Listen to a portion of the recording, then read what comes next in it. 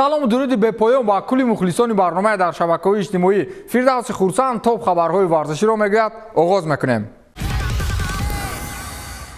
оғоз мекунем аз суқути карьераи боз як футболбози машҳури даврони худамон. Гарет Бейл дар ниҳоят дар синни 33 солагӣ ба пуррагӣ аз майдони футбол канор рафт. инро худи собиқ футболбоз тавассути саҳифаи расмияш расонаӣ кард ва ҷои шарҳ ғайри муҳаббату дӯстдорӣ аз ҷониби мухлисон чизи дигаре набуд. ин маънои онро дорад ки ин футболбоз ҳарчанд дар охирҳои фаъолияташ ба мушкилиҳои зиёд дучор гардид, вале ҳамон гузариши олияш аз футболбозони Барса ва голи ба истилоҳ бисиклеташ дар финали Лигаи Чемпионҳо ҳеҷ гоҳ аз ҳушу ёди мухлисон берун намеравад. охирин бошгоҳи ӯ Лос Анҷелес Galaxy аз MLS буд ки Уэлси моҳи июли ҳамин сол шартномаи яксола ба имзо расонид ва баъди анҷоми ҷоми ҷаҳон ҳаминак аз ҷанбасти карьерааш дарак дод. Гарет Бейл сараввал дар дастаи Саутгемптон бозӣ мекард ва ҳамин тавр ба дастаи Тоттенхем рафту соли 2013 ба бошгоҳи шоҳона гузариш намуд. охири мавсими соли 2022 ба дастаи Лос Анҷелес Galaxy гузариш намуда, ҳамин тавр дирӯз аз ҷанбасти корномаи варзишиаш хабар дод. омори Гарет Бейл дар Реал кайҳонӣ аст. 258 бозӣ, 106 гол, 67 паси головар, 19 ҷоизаи чемпионӣ ва 5 ҷоми Лигаи Чемпионҳо. дар воқеъ Бейл мехост як соли дигар дар дастаи Реал бозӣ кунад, вале бошгоҳ ба ин пешниҳод зид буд. аз ин рӯ шояд ба хотири иштирок дар ҷоми ҷаҳонии футбол дар ҳайати мунтахаби Уэлс ӯ ба MLS рафт ва ҳамин тавр баъди анҷоми он хулосаи ниҳоии худро баровард. ӯ дар ба истилоҳ пости охири худ аз ҳамаи ҳамдастаҳои қаблӣ, сармураббиҳо ва ҳамаи он нафароне ки бо ӯ ҳамкорӣ карданд изҳори миннатдорӣ кард ва гуфт ки ман хушбахтам ки чунин як карьераи боварнокарданӣ доштам. саҳифаи расмии бошгоҳи Реал Мадрид ҳам бо собиқ футболбози дастони худ хайрбод гуфт ва навишт ки дар пайи суханони Бейл дар мавриди ба пуррагӣ канор рафтан аз футболи касбӣ, бошгоҳи шоҳона миннатдорӣ ва муҳаббати бепоёни худро ба легендаи даста ва ҳамчунин яке аз беҳтарин футболбозони ҷаҳон эҳдо мекунад. ӯ ҳамеша ба рамзи бошгоҳи Реал Мадрид алоқамандии зич дорад. ба ту барор мехоҳем ва ба аҳлу оила ва наздиконат беҳтаринҳоро орзу мекунем, навиштааст саҳифаи расмии бошгоҳи Реал Мадрид. ҳамаи бошгоҳҳо ва он ҷое ки Бейл бозӣ кардааст дар ин маврид ҳарфҳои тасаллубахши худро навиштанд ва муҳаббати худро нисбати ин футболбоз арзонӣ доштанд. аммо дар ин байн номардҳо ҳам будааст ки Бейл ҷонашро барояшон фидо мекард, вале чизе дар борааш нанавиштанд. ҳамин федератсияи голф чӣ хеле ки хомӯш аст.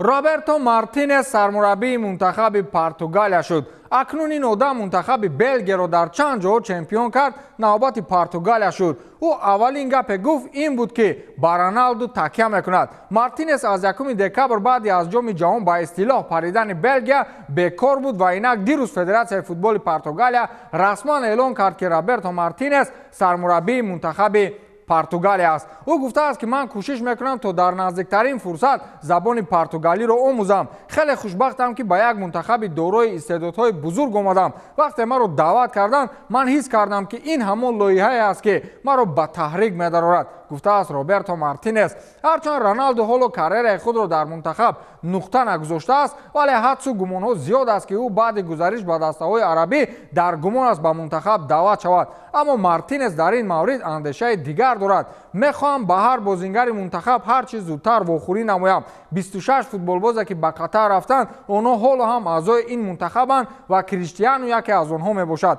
Роналду 19 сол мешавад пироҳани мунтахаби Португалияро ба бар мекунад ва назди ӯ бояд эҳтироми хоса гузошта шавад. ман бо ӯ ҳатман 10 ҳафта пеш аз бозии аввал дар мавриди сохтани як дастаи мукаммал маслиҳат хоҳам кард. аз пагоҳ корро оғоз мекунем, иброз доштааст Роберто Мартинес. лекин ман ба ин таваҷҷӯҳи португалиҳо ҳайрон шудам. чӣ хел мураббие ки бо Эден Азар, Кевин Де Брюне, Тибо Куртуа, Батшуаи, Фелайниву чандин бозингарони беҳтарин дар 3 мусобиқаи асосӣ чемпион нашуд, ба ӯ бовар мекунӣ? ин бозингарон агар дар дасти як мураббии андак мефаҳмидагӣ мебуд, дар ҳамаи мусобиқаҳо чемпион мешуданд. насли тиллоии Белгияро кушт, акнун ба насли тиллоии Португалия дастдарозӣ мекунад. бале, калҳо зираканд, вале Мартинес аз он калҳои мегуфтагии шумо нест.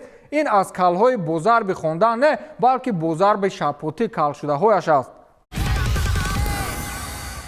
боз як нафари дигар карьераи футболии худро ҷамъбаст кард, вале танҳо ба қавле дар як фронт.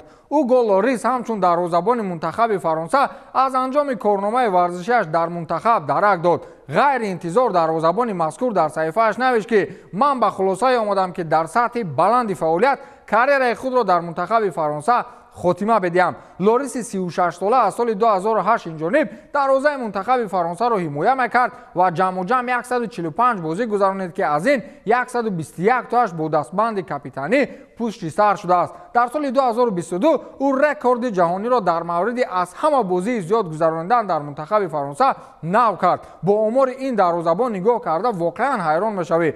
бо ҳайати мунтахаб лорис чемпиони ҷаҳон дар соли 2018, чемпиони мусобиқаи Лигаи миллатҳо дар соли 2021, ҷоизадори медали нуқрагии Евро 2016 ва ҳамчунин медали нуқрагии чемпионати ҷаҳон 2022 гардидааст ки баъзе дастаҳо ҳатто як биринҷиашро орзу мекунанд. бо рафтани лорис аз мунтахаб бо сафи фаронсавиҳои асил дар ин даста камтар мешавад. ду каси дигар равад номи ин дастаро ё мунтахаби Африқо монданд дар кор ё Алҷазоир. аз бачаҳои ҳозираи Фаронса ягон хел футболбоз дигар интизор нашавед. ҳозир равед ба шарт аксарияташ дар кошонаи ҳусн хош чинда истодааст. ба ҳамин тамом то дидори навбатӣ хайр.